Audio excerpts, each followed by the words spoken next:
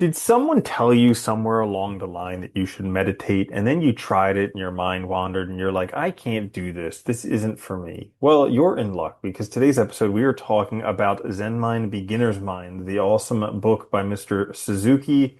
This is the Existential Stoic podcast. I'm Randy. That's Danny. What's going on, Danny? What's up, man? It's funny you mention that because so many people talk about like when the mindfulness like blew up, in like the West and like the whole idea of meditation, and then they never mention to people that it takes a long time. Like it took me years before I could like sit down and not have like not get frustrated, I mean, because it does. And I think people don't Hmm. realize that they expect results right away and it's not going to work. And that's where this book I think is killer because it's like it's short, one, and it's like Hmm. a really accessible introduction into like I would say like core principles, ideas, and concepts related to Zen Buddhism. Yeah, it breaks it down so easily. And I agree with what you were saying there with like most people. I mean, that's what you hear from most people. They're like, "Do you meditate?" "Oh, yeah, I tried that, but my mind was just going crazy." And it's like, "Yeah, that's meditating." That's like That's what that's happens. it. You just sit with it and let it do that. Yeah. So, we decided we will talk about this today to figure out some of the key topics. Yeah, maybe help you guys with if you ever decide to meditate. I do think this is one of the best books, and one of the things I really like about it is that the non-attachment thing, the letting go, is really important too. Like when you sit down, right? Because thoughts come, Hmm. you cannot help it, and our Yep. impulse, and this is one of the things they talk about too, right? Is our impulse is to grab on and latch onto those thoughts. Like you sit Yeah. down to meditate, maybe you're stressed about something, that thought comes up, and you immediately start like ruminating on it, and then you're on this whole train of thought. So what are you supposed to do? Well, I guess well, that's the this is cool. question. Great segue. So Thank you. one of the things they talk, I know, right? One of the Half things they talk education. about early on in the book, probably one of the first few chapters, was like, it's not about achieving enlightenment or getting somewhere. It's just about fully engaging in what is right now, which is Well, basically sitting properly and breathing and yeah. noticing your breathing. And being just aware of the moment, right? And I think they always, Buddhists always say it's not about achieving enlightenment. And I think people don't, and one of the reasons why is exactly that, right? Is that if you're worried about achieving enlightenment, you're going to be attached to that idea, which means you're Hmm. not going to be present. There's no way because you're worried about this goal or this made up goal, and you don't even know what that goal looks like. So, Hmm. so there's no way that's going to get in the way of your progress. But also, like, it's kind of a logical fallacy that if you don't have enlightenment now, there's nothing that you can do to actually get it. Yeah. But all that it is recognizing that you already have enlightenment now. And but you're Yeah, not gonna get a there. lot of this Hmm. stuff is just like the inversion of the negative. Hmm. Right? Yep. Yeah. Yeah. And so it just talks a lot early on about like the right posture, the right breathing, the right mind. But I got it because I read it a long time ago and then I just listened to it again on YouTube. And I was just blown away how much it literally just stresses sit with the right posture Yeah. and breathe. And that's it. And when you're sitting, you just sit. And Yep. that's it. Simple. Just do it. And I think that's the number one. I think if I remember correctly, because I've read it numerous times. It was a while ago. Correct me if I'm wrong, since you just listened to it. But like seating is their main approach in this, right? The sitting Hmm. meditation. There are Oh, absolutely. And there is, I think, if I remember correctly from Buddhism, there's three. It's laying down, walking, and sitting Hmm. are like the three main Hmm. natural And postures. standing, yeah. Yeah, Hmm. and standing. Sorry, yeah, they're like the natural postures. And so, Hmm. yeah, Zen tends to focus on the seating. But yeah, you're right. It is. It's all about that posture being correct. Because then I think part of that too is you're also present, right? If you're thinking about how your body's actually like positioned, how you're Hmm. actually sitting, your posture and all, that's all going to make you more present in the moment.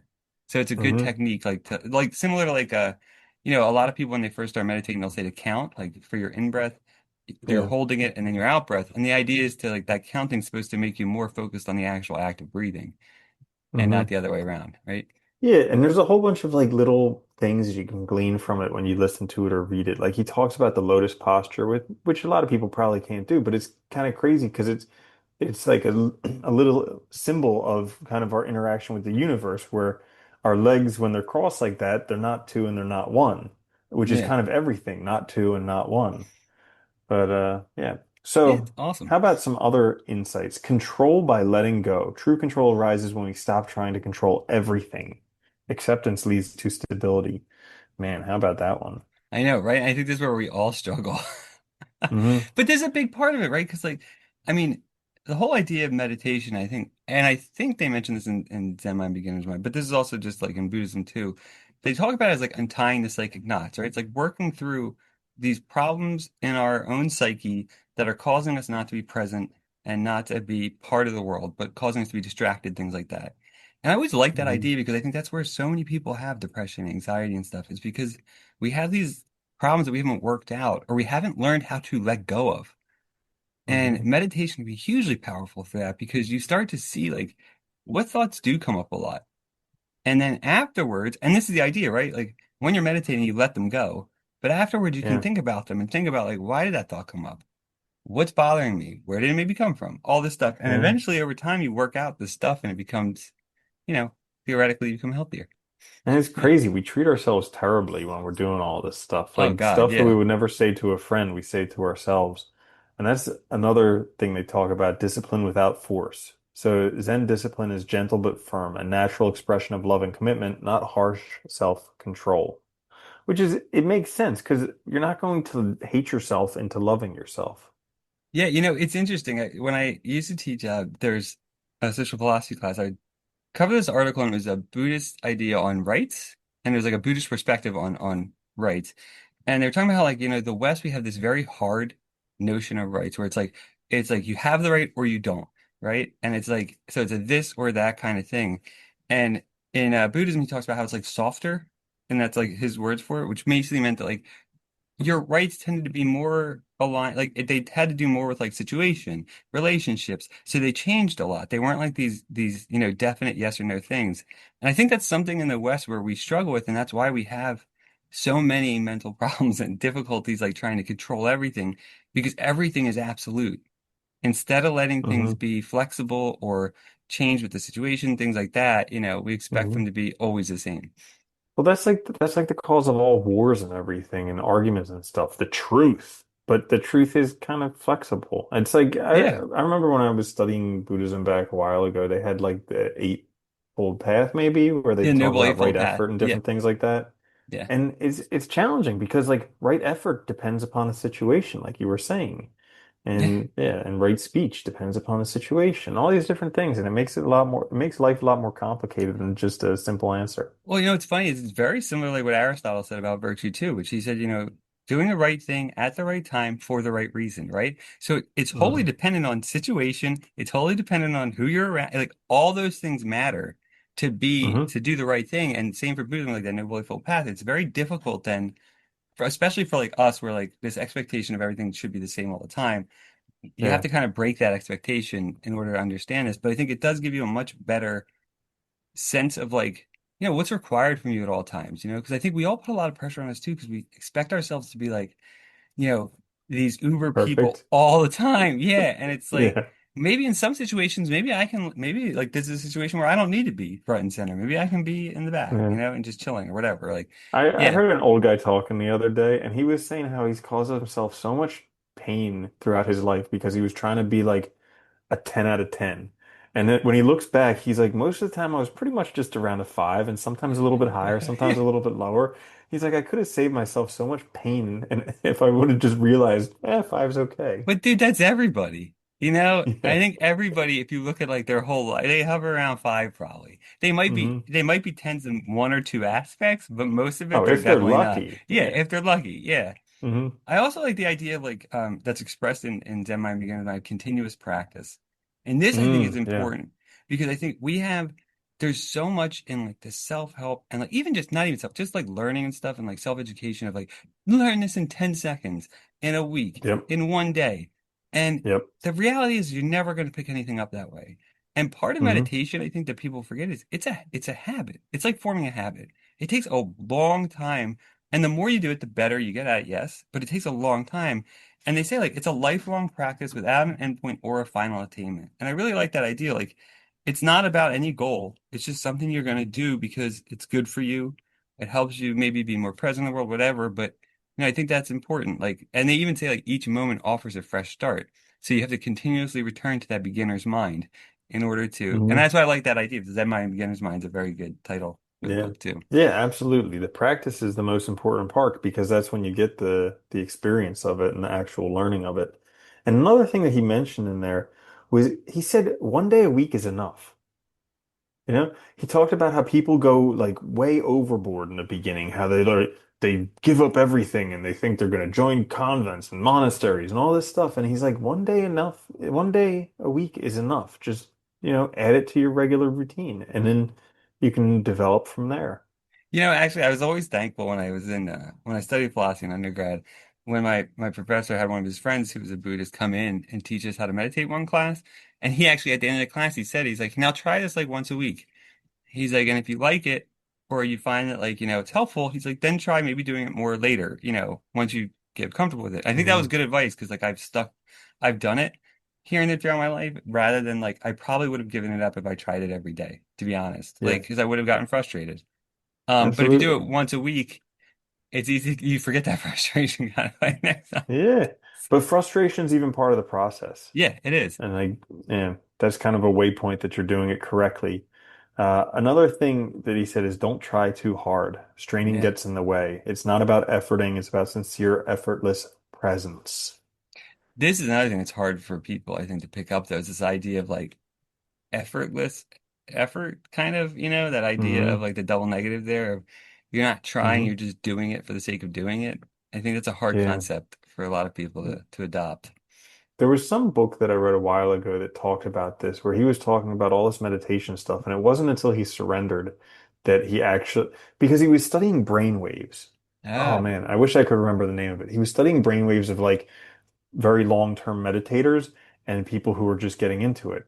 And he was measuring himself while he was doing it. And he tried a whole bunch of different things. And finally, he got to a point where he was just like, you know what? I just give up. And all of a sudden, his brain hit that same frequency as like the experienced meditators. So yeah, there's a whole thing about that. I forget what it's called, but you what's can funny? probably look it up somewhere. One of my best times meditating was actually I was getting an EKG. Hmm. And it was like I had suffered a fall or whatever. So it was like all these tests and all. And it was like an hour long. The woman was doing it, and she wanted me to get to like she was like, try to like fall asleep if you can, because she was trying to get my brainwaves for I guess like she's fine like Yeah. waves, whatever. Yeah, and I was like I just started meditating and like afterwards I didn't realize like it took long because she was like you kept almost falling asleep and then you'd come back and I was like and I guess because I was like that's what I was doing. Yeah, it was interesting. Uh-huh. That was a really good Ah. experience though because it was all dark and quiet. It's a good time. Yeah, that's pretty Yeah. rad. I do remember the name of the book. It's called The Open Focus Brain. Oh, nice. Check that Yeah, out. I've and never read there's that. there's some videos on YouTube too where they just guide you through it because it's all about recognizing the open spaces.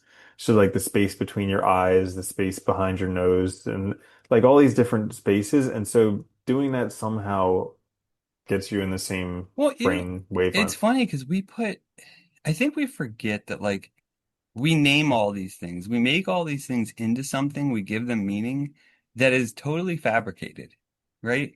Think about it. We make things important like that you really want those sneakers or whatever. That's totally made up. That's you Hmm. making that up and maybe some influence from outside. So like when you Hmm. really start to think about it, like breaking that down can really free you too from all of this stuff because you start to kind of see it for what it is, but it takes a while. And you're fighting your kind of natural way of seeing the world, right? Which makes it hard to get to this Hmm. place, I think. I also like too, they also mentioned like daily life of mindfulness. So like, that yes, you're going to meditate maybe once a week or whatever, but that also throughout your life, everything you do, every action, whether it's like doing dishes or like mowing the lawn, whatever, it's a chance to embody awareness and to be aware and to practice mindfulness. And I think that's a really Hmm. good thing too, is like trying to throughout the day, trying to kind of like be mindful of what you're doing and do it Yeah. mindfully. Yeah. Even when you're suffering.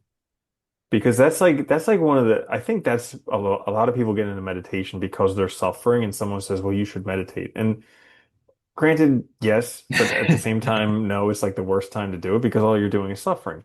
But Yeah. if you are suffering and you're meditating, all you can do is notice this is suffering. This is suffering. This is suffering. And so, yeah, that can be a useful thing too. Yeah. So I think this is a great book for beginner meditators because it's like no frills. It's got tons of content and it's just like a nice step by step. And maybe Zen meditation isn't your thing, but I still think there's so much to learn from it I that's can't. great. Yeah, this book's it's amazing. I can't remember if he I think he just wrote it. I don't think it was like lecture notes that somebody put together or anything. But either way, Yeah. it's super accessible too. That's the other thing. Like I Hmm. think that was one of the things that blew me away with this book is it's like a lot of times when they write books that are meant for like a large, wide audience, they lose a lot of the content in doing that. Yep. And this, he does not. It's like the Buddhist ideas, the concepts, all the important things from Zen are really presented in a way that are digestible and that makes Hmm. sense. And I really, yeah, it's I couldn't recommend it enough.